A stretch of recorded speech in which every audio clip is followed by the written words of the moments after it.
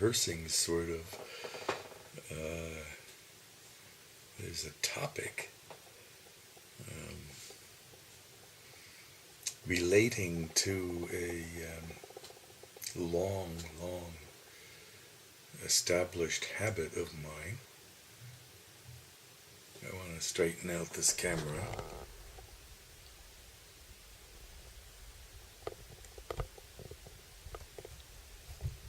It's got a bubble level in the front there and was disturbing me by being off perfectly vertical.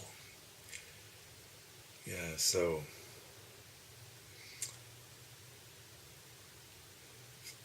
25 times a day, 100,000 or so times this lifetime, I have done this. Left hand grabs a pack of Gauloises Blau.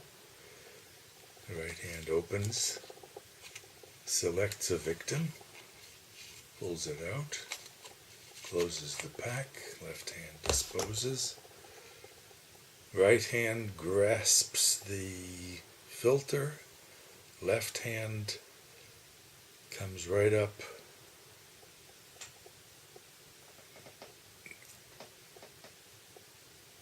on the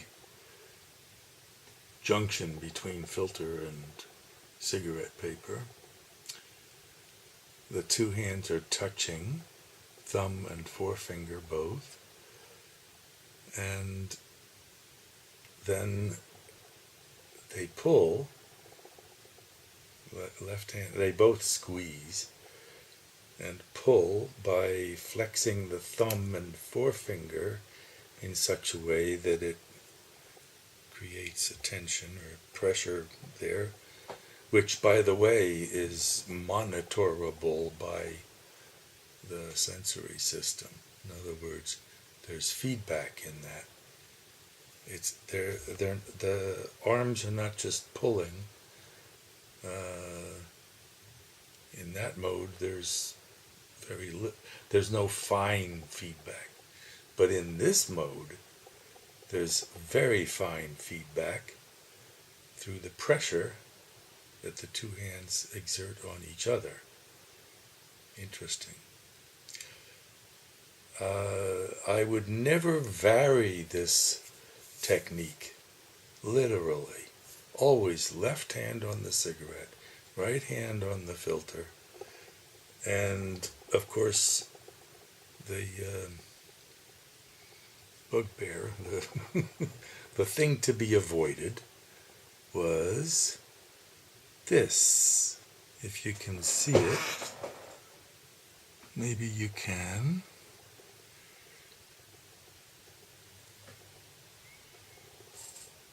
Tobacco sticking out everywhere and unevenly torn. It was experiencing these in the early days of settling, I suppose, on just exactly how to produce a proper cigarette. That's a proper one. And this has got to be smoked from the wrong end. This can best be smoked from the right end. The yellow part in the mouth. And that yellow paper seems to be more resistant to losing strength or something from a tiny bit of saliva on the lips. So it's preferable.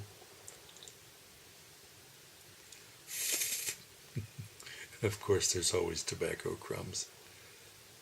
Pretty much. Anyway,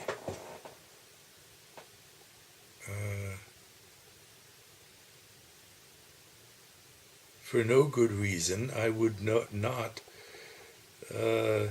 vary that technique because of fear of this that had happened when I somehow fucked it up. So I thought, it's a pretty finely developed thing. and of course you wouldn't change it. And all of the components, including that feedback, are probably necessary for its success. Well, guess what?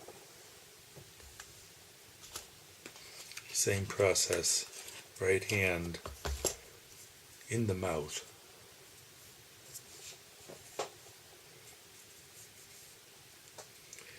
Grabbing it somewhere around the joint.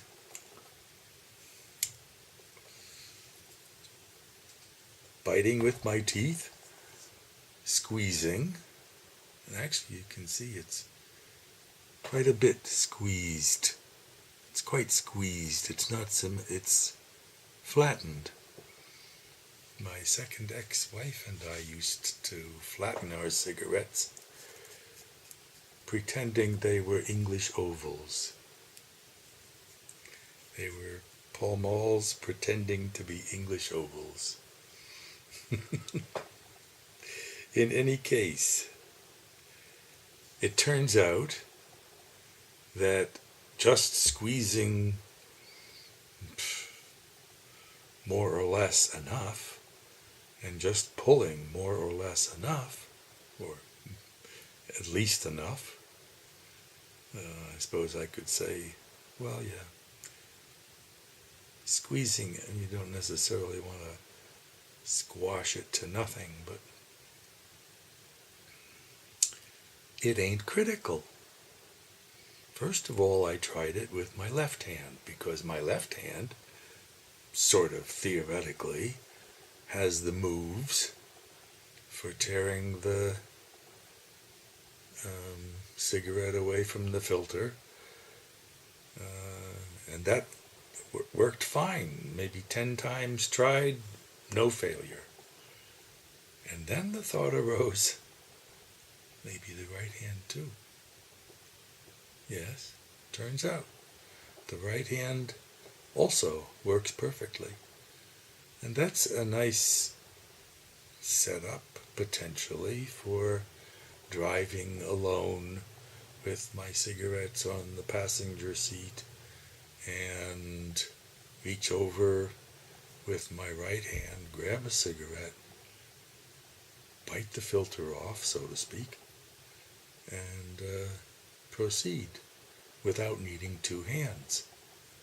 Best not to do much of that anyway, but in any case, just a thought. So the fact is that the amount of pressure is not critical, the amount of pull is not critical, other than that it has to be enough, and the two hands acting in concert are not necessary.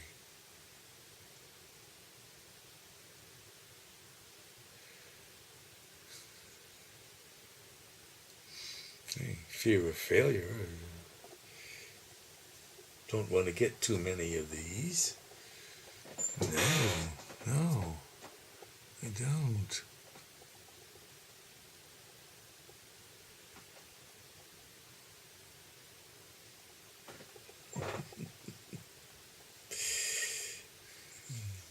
But I can smoke it anyway, so I will.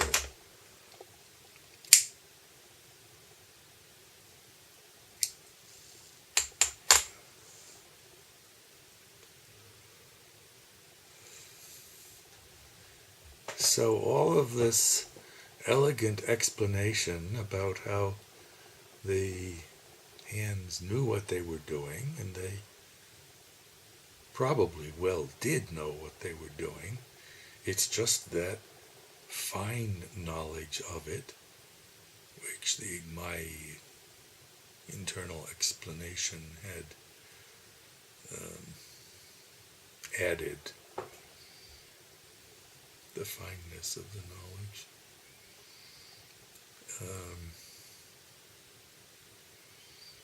It just wasn't needed. That fineness was not necessary. And, so to speak, suddenly, a habit of almost perhaps 10 years, solid application 25 times a day,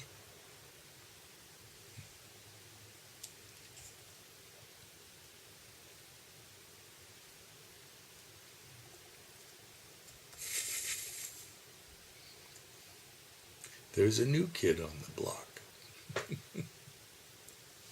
But mostly I still do the old way.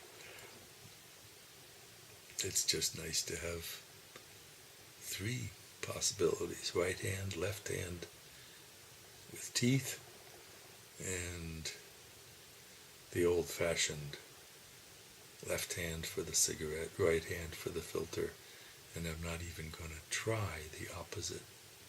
I'm just not. At least I believe it right now, that I'm not going to try. I don't want to fail, although the feedback model, where both hands know how hard the pull is happening, which also incorporates, I think, squeezing tighter. I'm not sure, but I think so.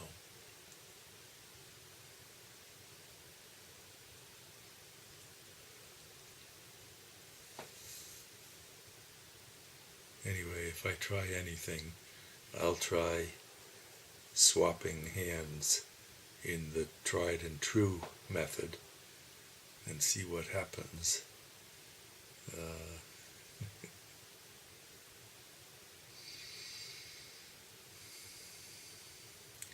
So if there's any point to this, the point is that something which I truly believed and acted upon my belief to be true, that decapitating a Gauloises Blau should be and must be done in the orthodox manner. A little like bris should be and must be done in the orthodox manner.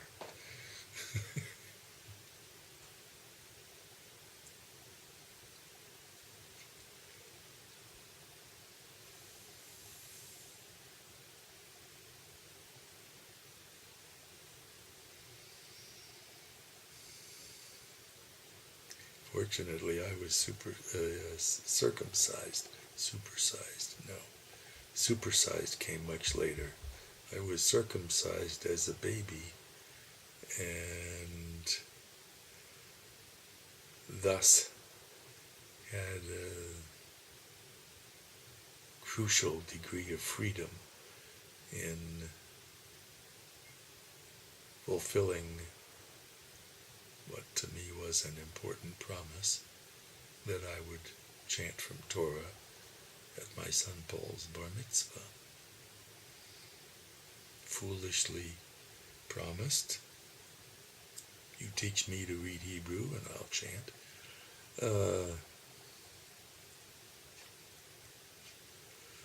Based on inadequate intelligence. That is to say that the few friends I asked didn't know that I wasn't Jewish. Of course, you can chant at your son's bar mitzvah. Absolutely. If you convert, which I did.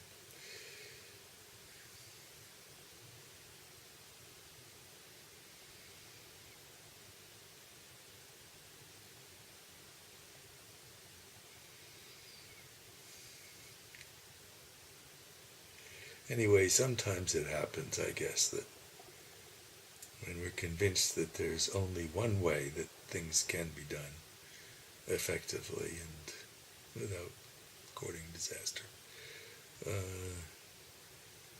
sometimes we're wrong. Sometimes there's an even better way, like one-handed. Like if my left hand is in a cast, or whatever. Or scratching my ass, or, or wiping it. No, I always wipe right-handed. Practically always. 99%.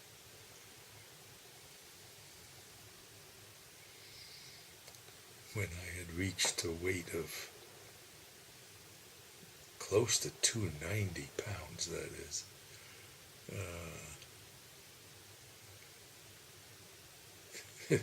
tickling myself with the notion that, hey, Buddha got pretty fucking fat, didn't he? Nothing wrong with that. But I noticed that I was totally transparent to attractive women, and that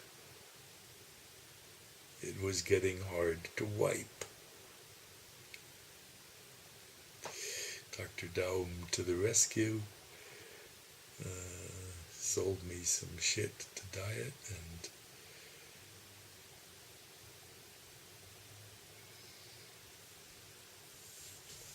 speaking of diet, I've eaten seven of the 12 eclairs that I made. Very wild and wobbly eclairs. And there's 5 in a box in the fridge. We'll see what they turn into. All right. 4 more than enough. 16 minutes. Oh my goodness. 16 tons, and you got something or another.